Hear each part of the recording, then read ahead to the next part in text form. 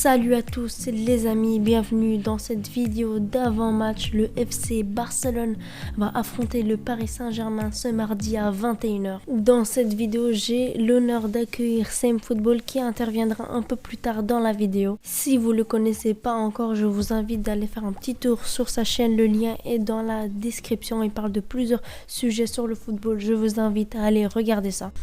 À cause de ce calendrier infernal, il y a de nombreuses absences des deux côtés. Du côté du PSG, les absences les plus importantes sont de Neymar, de Di Maria et de Bernat, et Verratti est incertain. Ces blessures font énormément du mal au PSG parce que Neymar c'est un des meilleurs joueurs du monde et le meilleur joueur de Paris. Di Maria qui est souvent très bon quand Neymar est absent, il est aussi forfait. Verratti qui crée le jeu, c'est lui qui fait les passes décisives, c'est lui qui crée le jeu tout simplement. Il est incertain et s'il n'est pas là aussi, ça sera un gros coup dur pour le PSG. Et Bernat c'est un très bon latéral à la place, ils doivent avoir un Kurzawa qui est pas incroyable. Et du côté du Barça, il y en a aussi énormément. Piqué qui devrait revenir apparemment, il est en train de s'entraîner mais il ne sera pas à 100%. Ansu Fati qui sera sûrement pas la même au retour. Coutinho également, Sergio Roberto aussi. Je pense que la blessure qui fait le plus de mal, c'est celle de Ansu Fati. C'était un des meilleurs joueurs du Barça en début de saison et depuis sa blessure, le Barça va un peu moins bien, même s'ils reviennent bien. Mais franchement, c'est un facteur qui est très important pour nous et malheureusement, il sera forfait également pour le retour normalement. Maintenant, quand on regarde la forme des deux équipes, le PSG s'est imposé 3-0 contre Nîmes, a perdu 3-2 contre Lorient, un promu de la Ligue 2 qui allait en Ligue 1. Cette saison, une victoire 1-0 contre Caen où Neymar s'est blessé et une victoire il y a quelques jours face à Nice 2-1. Donc, ils sont plutôt sur une petite bonne série de victoires, mais attention, ces victoires ne sont pas incroyables dans le jeu. Et aussi du côté du Barça, le Barça s'est imposé 3-5 face à Grenade, s'est imposé 3-2 contre le Betis Séville, a perdu il y a quelques jours face au FC Séville 2-0 en Coupe du Roi. Et il y a encore quelques jours, une victoire 5-1 avec un énorme Messi face à Alaves. Statistiquement, en termes de victoire et de match nul, le Barça est au-dessus. Maintenant, je passe la main à CM Football. Merci Adam Mignon de me recevoir sur ta chaîne, ça me fait très plaisir de partager avec toi et tes spectateurs mes clés du match. Alors du côté Barça, tu l'as dit, il y a énormément d'absences et surtout la clé du match, ça va être qui va jouer en défense centrale. Ça va être un des points déterminants. De mon côté, évidemment, je vais avoir un œil particulier sur De Jong qui excelle dans le 4-3-3 de Ronald Koeman depuis le début de l'année 2021. Et puis je vais avoir un œil particulier aussi sur la relation Pedri, Messi, Griezmann sur le côté gauche, comment ils vont naviguer en électron libre les uns avec les autres. Côté parisien, c'est l'absence de Neymar et de Di Maria qui va certainement peser. Surtout du côté droit, on va voir qui va être mis en place, mais je pense que c'est Sarabia qui a un rôle un peu plus défensif et qui peut bloquer les latéraux barcelonais, qui va être titulaire dans un 4-2-3-1 qui est un 4-2-3-1 parisien qui peut s'adapter en 4-3-3 puisqu'on a Verratti qui est positionné en faux numéro 10 qui peut revenir en milieu défensif en phase défensive pour justement accompagner Gay et Paredes.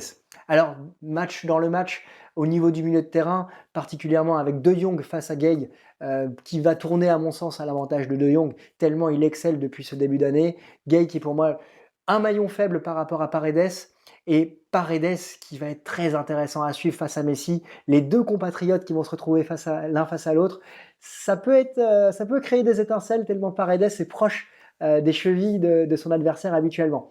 Mais surtout, c'est en phase offensive que ça va être intéressant de voir, c'est comment Paredes va jouer et quand il va récupérer le ballon, comment il va jouer de ses passes courtes, ses passes longues, passes courtes avec Verratti, passes longues avec Mbappé. Et Mbappé, je l'attends particulièrement dans ce match parce que c'est un match pour lui, c'est un match sur lequel il peut avoir des espaces, un match sur lequel il peut jouer sur la profondeur.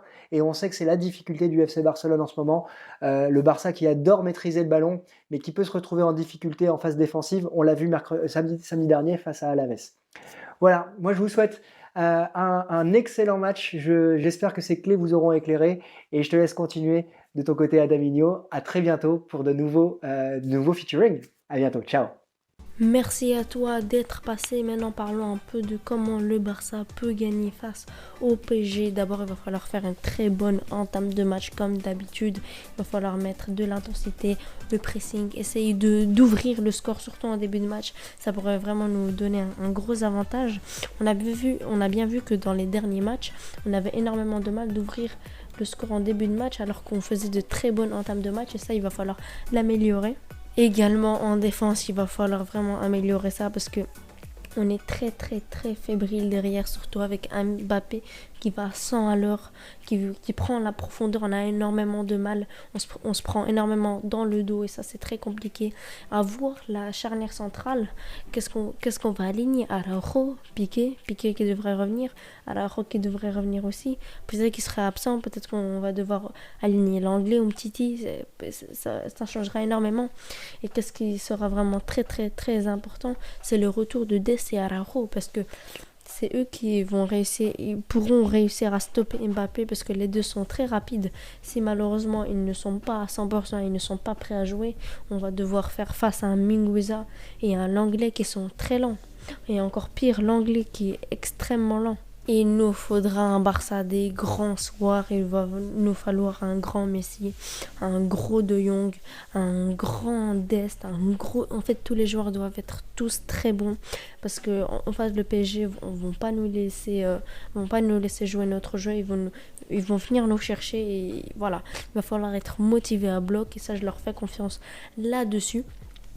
Et aussi le PSG a énormément de mal quand on vient les chercher. On a bien vu face à Nice, quand Nice est venu les chercher pour l'égalisation, quand ils ont égalisé, et le PSG a énormément de mal quand on va les chercher. Et nous on peut les chercher avec un Griezmann au pressing, un Messi, un Dembélé, un Pedri qui vont au pressing à la perte de balle. Et ça, on pourra vraiment leur faire énormément de mal là-dessus. Et Dembélé à droite pourrait faire des carnages avec un Kerrer ou un Kurzawa. Dembélé risque de faire un carnage à droite. Surtout que, il me semble que c'est Florenzi, je sais plus. Mais en tout cas, Florenzi, je sais plus s'il joue à droite ou à gauche. Bref, en tout cas, Florenzi, il a énormément de mal. Il est très bon offensivement, mais défensivement, il est pas du tout bon. C'est un peu comme un Alba, même si c'est pas le même style. Il peut se faire prendre facilement dans son dos. N'hésitez pas à aller voir la chaîne de CM Football. Il sortira une vidéo sur ce match vers le lundi vers 17h. Soyez présents, ça lui fera plaisir. Et voilà les amis, on arrive à la fin de cette vidéo. Si vous voulez savoir mon pronostic, je vois une victoire 2-1 avec Messi qui est buteur. Et sur ce, on se laisse les amis. N'hésitez pas à vous abonner. Allez, on se laisse. Ciao!